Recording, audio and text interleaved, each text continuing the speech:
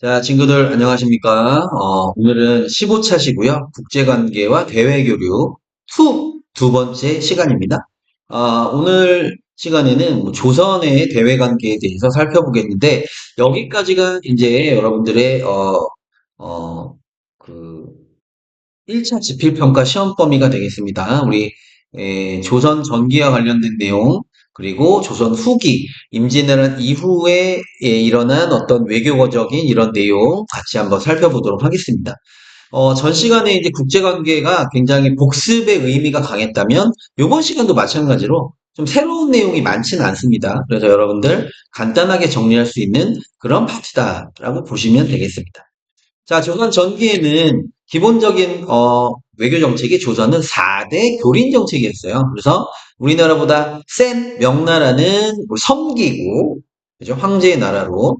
자, 우리보다 약한 바로 이웃나라라고 표현했는데 뭐 여진이나 일본 좀 우리보다 좀 레벨이 떨어진다라고 본 이런 애들한테는 교린 친하게 지낸다는 건데 이 교린 정책은 크게 보면 두 가지예요. 회유책 좀 잘해주는 거야. 야, 니네 알았어. 뭐 필요한 거 뭐니? 잘해주는데 얘네가 자꾸 까불어. 그러면 강경책, 한 대 때리는 거죠. 야, 까불지 마. 너 진짜 혼나. 이런 거. 예. 당근과 채찍이라고 하죠.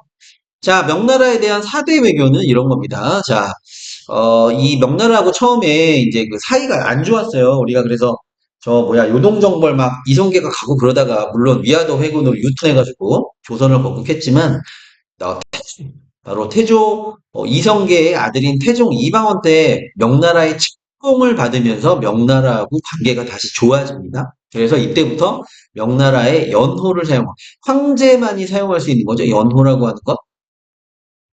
그래서 이때부터 이제 명나라의 4대를 하게 되고요. 우리가 이제 명나라의 조공을 하게 됩니다. 근데 이제 조공이 일방적으로 갖다 바치는 게 아니에요. 여러분들 뭐 중학교 때 일진들한테 조공 바치듯이 일방적인 게 아니고 명나라가 대국이기 때문에 참 가난하고 조그만 조선이라는 나라에서 이렇게 특산물을 가져오면 어떻게 해야 되겠니? 거기에 대한 답례품을 줘야죠. 그래서 일종의 조공은 공무역의 형태를 띄었다. 공적인 무역의 형태를 띄었다는 겁니다.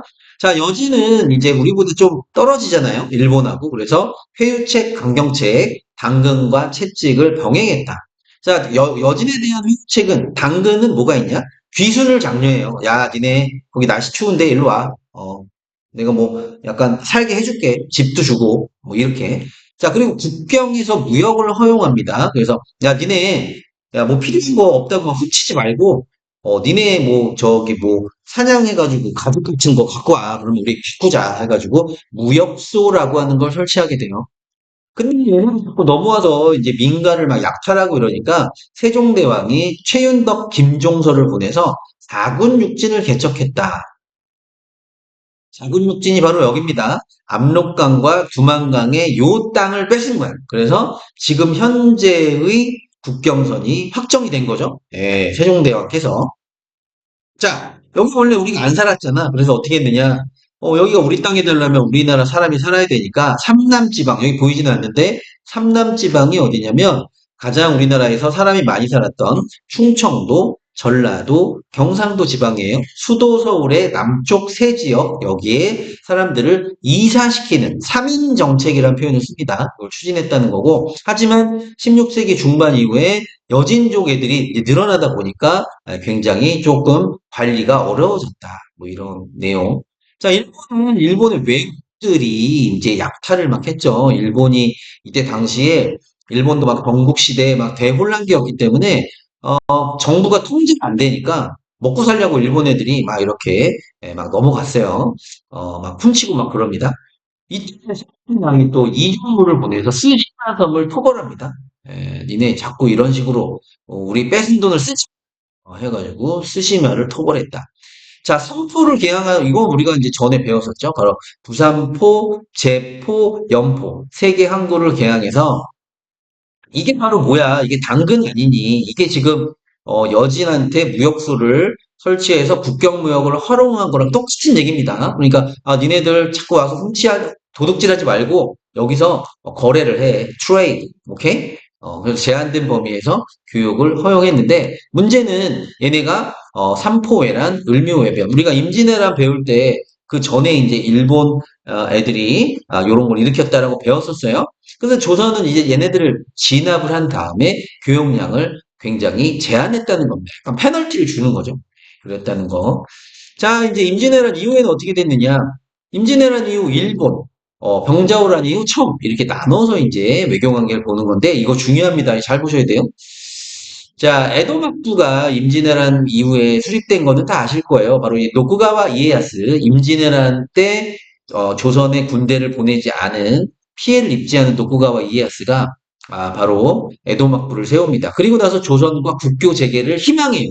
야, 나는 니네들 조선 니네 공격하러 안 갔어. 나는 착한 애야. 그러니까 우리 이렇게 같이 친하게 잘 지내자. 이렇게 했다는 겁니다. 근데 조선이 착하니까 회답 겸 쇄환사라고 하는 걸 보내게 돼요. 이게 뭐냐? 회주 겸 쇄환을 하는 사절단이다. 이런 뜻인데 이게 뭐냐? 회답은 일본이 이제 러브레터 보냈잖아.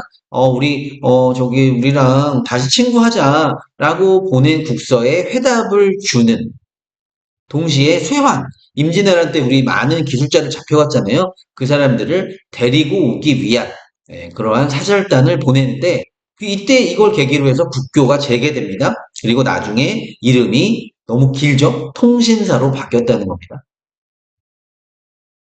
다시 말하면 우리나라에서 통신사가 파견되었다는 것은 시기를 알 수 있는 거죠. 바로 임진왜란 이후에 조선 후기란 사실을 알 수 있다는 겁니다. 자, 기후협조를 통해서 약속이죠. 그래서 기후년 1609년에 어떤 약속을 했냐?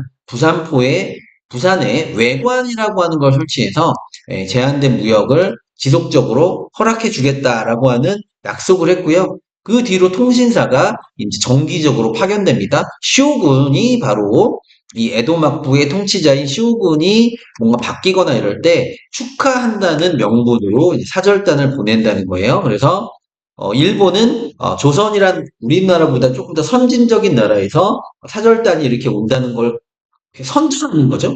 봐라, 조선에서도 이런 거를 축하해주러 왔다 이렇게. 그래서 조선의 이 통신사가 일본으로 갔대. 예도가 도쿄가 굉장히 멀어요. 그래서 굉장히 먼 길을 특히 이제 바닷길 사이사이로 해가지고 육로보다는 해로가 훨씬 더 가기가 편했기 때문에 당시는 이렇게 갔다는 겁니다. 네. 거의 뭐 갔다 오는데 1년씩 걸렸어요. 자, 그 다음에 이제 그 호란 이후에 청나라. 우리 다 배운 거죠. 광해군의 중립 외교 정책은 북인과 함께 했던 거고, 인조가, 그리고 서인들이 이게 마음에 안 들어서, 바로 이제 인조 반정을 통해서 권력을 잡고 친명배금 정책을 실시하니까, 바로 병자호란이 일어났습니다. 병자호란이 끝난 다음에 우리는 이제 청나라에 들어서서 청나라의 수도가 베이징이에요. 지금처럼 베이징인데, 청나라 때는 베이징을 연경이라고 불렀습니다. 그래서 연경으로 행차하는 사절단, 그래서 연행사라고 부른 거예요. 자, 연행사가 파견된 게 언제다? 바로 병자호란 이후에 청나라가 들어선 뒤의 얘기다라는 거를 좀 잘 기억하시고, 자, 호란 이후에 청나라에 이제 정기적으로 이 연행사를 보냈다는 겁니다. 자, 병자호란에서 진 다음에 다 아시겠지만 청나라와 군신 관계를 맺었고 명나라와 관계가 끊어졌죠. 그래서 청나라에 정기적인 연행사를 보냈다는 것. 자, 북벌운동이 바로 이 인조의 아들인 효종에 의해서, 그죠? 특히 이 북벌을 주도한 것도 바로 서인들입니다. 그 중에 송시열이라고 하는 사람을 중심으로 무기나 이런 것들, 군대 양성을 막 준비를 했어요. 실제로 하진 못했지만, 이때 등장한 바로 사상이 조선 중화주의라고 하는 거죠. 원래 중화는 중국이 세상의 중심이다, 문화의 꽃이다 이런 건데, 지금 명나라가 망했잖아. 지금 있는 중국은 청나라야. 얘네들은 오랑캐야. 그래서 이 오랑캐인 얘네들은 중화가 아니다. 전교 1등이 지금 죽은 거야, 명나라가. 그러면 이제는 누가 전교 1등이 되니? 바로 전교 2등이 1등이 되는 거지. 그 전교 2등이 바로 누구였냐? 우리 조선이었단 말이죠. 그래서 이 얘기는 뭐야? 이제 우리 조선이 중화이다. 이게 조선 중화주의입니다. 그래서 요 얘기는 수업 시간에 선생님이 어떻게 조선 중화주의가 표현됐는지 문화적으로 요거는 수업 시간에 말씀드리도록 하겠습니다. 자, 하지만 실질적으로 이 연경을 갔다 온 사절단 이런 사람들은 중국 청나라가 얼마나 발전했는지 이런 것들을 보면서 오히려 북벌이 아니고 우리는 북벌이 불가능하다. 북학을 해야 된다. 그러니까 청나라를 배워야 된다는 얘기죠. 바로 북학파라고 하는 것은 중상학파 실학자를 의미하는데 중상학파가 뭐겠니? 상공업을 중시하는 학파란 뜻입니다. 바로 이들이 중심이 돼서 청나라의 발전된 문물을 수용하자는 주장이 등장하게 됐다. 우리 교과서에 보면 바로 이런 내용이 나올 거예요. 이제 북벌론 관련된 송시열이 봐라 포병 길러가지고 우리가 덮치자 뭐 이런 거죠. 자 북학론 이건 뭐냐? 지금 배워야 된다라는 거예요. 자 배우기를 부끄러워하며 중국의 예법마저 다 같이 얕잡아 무시해버리면 안 된다. 오랑캐에게라도 나아가 배워야 하는 법이다. 걔네가 실력이 좋다면 이런 대표적인 북학파인 박지원의 바로 이야기입니다. 자, 백두산 정계비까지만 하고 끝내겠습니다. 자, 백두산 정계비는 뭐냐면 이쪽에 이제 국선이 좀 애매모호했던 거예요. 여기 보시면 여기 지금 백두산이 여기 있죠? 그러니까 여기 백두산이 있는데 1712년에 백두산에 경계를 정하는 비석을 세웠던 겁니다. 자, 여기까지가 네 땅이고 여기서부터 우리 땅이야. 거기 뭐라고 써 있었냐면 서위 압록, 서쪽은 압록강을 경계로 하고 동위 토문, 동쪽은 토문강을 경계로 한다. 그런데 이제 이렇게 해서 이제 괜찮아 이제 우리 합의 본 거야 했는데 19세기 후반에 시간이 한참 지나서 압록강이 어딘지는 알겠어. 압록강은 여기잖아요. 둘 다 청나라, 우리 조선 모두 동의하는데 도대체 동쪽은 어디냐를 두고서 의견이 엇갈리게 되는 겁니다. 예, 이게 청나라는 토문강을 두만강이다라고 주장했어요. 두만강이 어디야? 여기야. 청나라의 주장에 따르면 지금의 국경선이 그대로 유지가 되지만 자, 우리나라는 토문강이 숭화강 상류라고 해요. 숭화강이 어디냐면 만주의 이 상류 지방을 만주를 이렇게 가로지르는 강이에요.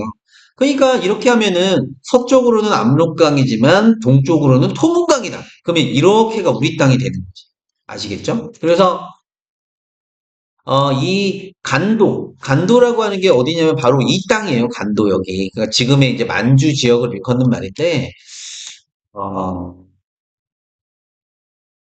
홍보가 어찌 보면 우리의 땅이라고 주장할 수 있는 어떤 지금도 어떤 소식이 있다는 건데 이거는 수업 시간에 말씀드릴게요. 왜 그렇게 되는지에 대해서는 아, 말씀을 뭐 이게 이제 일제 강점기 직전에 체결된 뭐 간도 협약 이런 거 있거든요. 그래서 간도 협약과 어떤 관계가 있는지 또 을사늑약과 어떤 관계가 있는지 뭐 이런 것들 그런 것들에 대해서 다음에 수업 시간에 선생님이 좀 더 자세히 말씀을 드리도록 하겠습니다. 여기까지가 시험범위입니다. 여러분들 잘 정리하셔서 좋은 결과가 있으셨으면 좋겠습니다. 안녕. 수업 시간에 만나요.